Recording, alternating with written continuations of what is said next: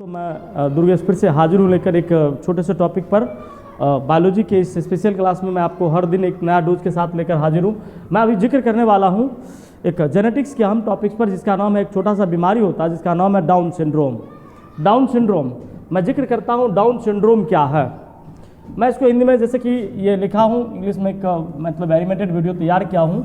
ये मुख्यतः down syndrome है, और इस डाउन सिंड्रोम में आप देखेंगे, मतलब इसको कहते हैं हम लोग हिंदी में अगर लिखूं तो डाउन सिंड्रोम। ये डाउन सिंड्रोम कहते हैं। मित्रों समझिएगा, डाउन सिंड्रोम क्या होता है। सही है, एक वैज्ञानिक के नाम था उनका लैंगडोन डाउन, कहते हैं लैंगडोन डाउन ने ही मतलब लगभग 1866 ईस्वी में, कब की बात कर रहा हूँ, लैंगडन लिखा हुआ भी है आगे से, लैंगडोन डाउन ने 1866 ईस्वी में इस बीमारी का पता लगाया था, जिस बीमारी का नाम है डाउन सिंड्रोम। डाउन सिंड्रोम मुख्यतः जो है मतलब कहा जाए ये कि डिप्लॉयड क्रोमोजोम में, डिप्लॉयड मतलब 2n होता है जिसको द्विगुणित कहते हैं। डिप्लॉयड क्रोमोजोम में अगर एक क्रोमोजोम की संख्या बढ़ जाए, कहने का मतलब डिप्लॉयड क्रोमोजोम अगर 23 दूनी 46 और 23 दूनी 46 और एक अगर इसमें जोड़ दिया जाए तो टोटल 47 क्रोमोजोम हो जाता है, 47 क्रोमोजोम। तो कहने का मतलब इसके लिए एक म्यूटेशन शब्द आता है, ट्राइजोमी कहते हैं हम लोग इसको, ट्राइजोमी।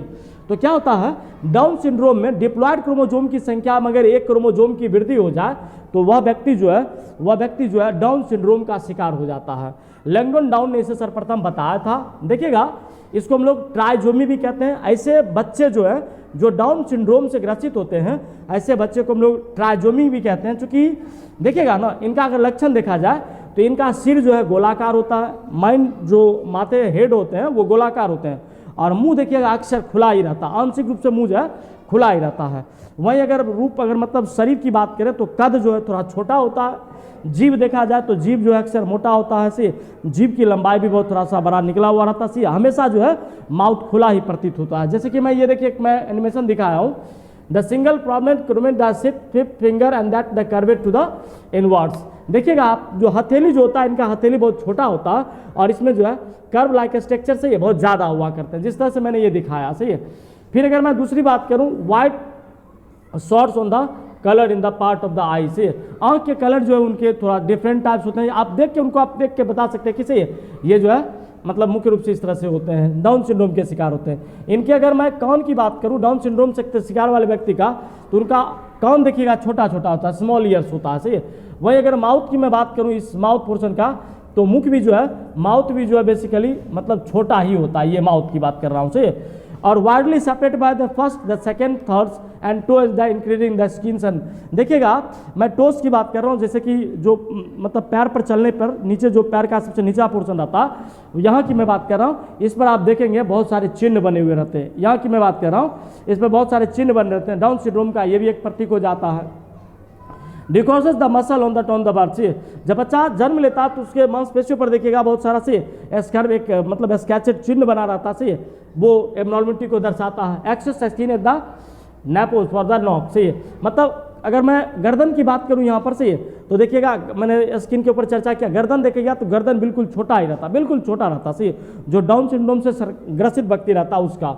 वही अगर मैं बात करूं, spotted the joints between the bones of the skull. से मैंने स्कल्स से है, खोपड़ी जो होती है ऊपर वाला, स्कल्स कहते हैं, स्कल्स ये खोपड़ी, और दूसरी मैं बात करूं से बोन जो स्कल, और दूसरा एस्पेराटेड से ज्वाइंट्स जो होता है नीचे वाला। से तो इन दोनों के बीच जो है दूरियां बिल्कुल भी कम होती है। सही है, मतलब ज़्यादा दूरियां नहीं होती है। नेक का प्राय पता ही नहीं लगता है। सही, बहुत मतलब नेक जो है बिल्कुल छोटा हो जाता है, एकदम छोटा सा रहता। सही है। वही हाथ में मैं मतलब पाल्म्स की बात करूँ से, हैंड्स बहुत छोटे होते हैं, से विद द शॉर्ट फिंगर। से हमेशा देखिएगा उंगली जो है वो भी छोटा हुआ करता है। तो ये मुख्यतः कुछ एक लक्षण है जिसको देखकर आप बता सकते हैं कि यह बच्चा जो है डाउन सिंड्रोम से ग्रसित है, यह बच्चा जो है डाउन सिंड्रोम से ग्रसित है।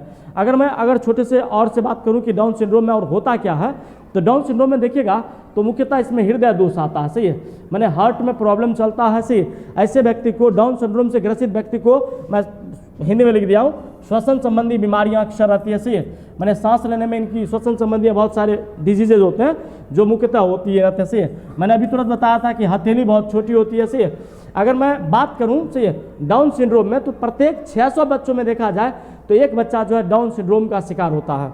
600 बच्चे में एक बच्चा जो प्राय डाउन सिंड्रोम का शिकार होता सी, और इनका मानसिक विकास जो बिल्कुल अवरुद्ध हो जाता, बिल्कुल मतलब एकदम मानसिक विकास जो है वो अवरुद्ध हो जाता सी। और ऐसा कहा जाए कि ये बच्चा जो है वयस्क होने से पहले ही जो है मतलब मृत्यु को प्राप्त कर लेता सी। ऐसे बच्चे का विकास बिल्कुल अवरुद्ध हो जाता, विकास नहीं हो पाता सी।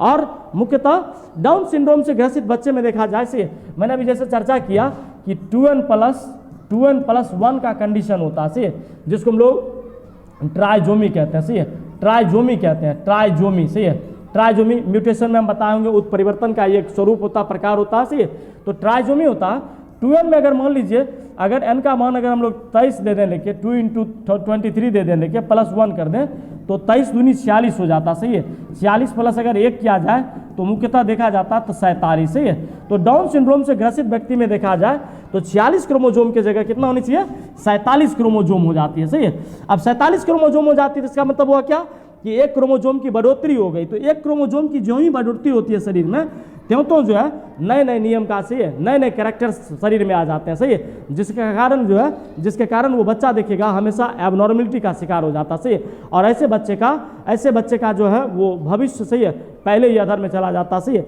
मतलब समय से पहले, एडल्ट होने से पहले, वयस्क होने से पहले ही ये बच्चा मृत्यु को प्राप्त कर लेता है। तो मैं भी बता रहा था मित्रों से कि डाउन सिंड्रोम क्या होता है, डाउन सिंड्रोम होता कैसे है, डाउन सिंड्रोम के मतलब मुख्यतः लक्षण कैसे हैं। से डाउन सिंड्रोम से ग्रसित बच्चे में किस तरह से मुंह हमेशा खुला रहता से, जीभ हमेशा मोटा रहता से, जीभ इतने लंबे हो जाते हैं कि जीभ हमेशा जीभ से माउथ से बाहर आ जाते हैं। से तो ये कुछ एक कैरेक्टर होते हैं जिसके कारण हम समझ जाते हैं कि ऐसे व्यक्ति जो है प्रायः डाउन सिंड्रोम के शिकार होते हैं।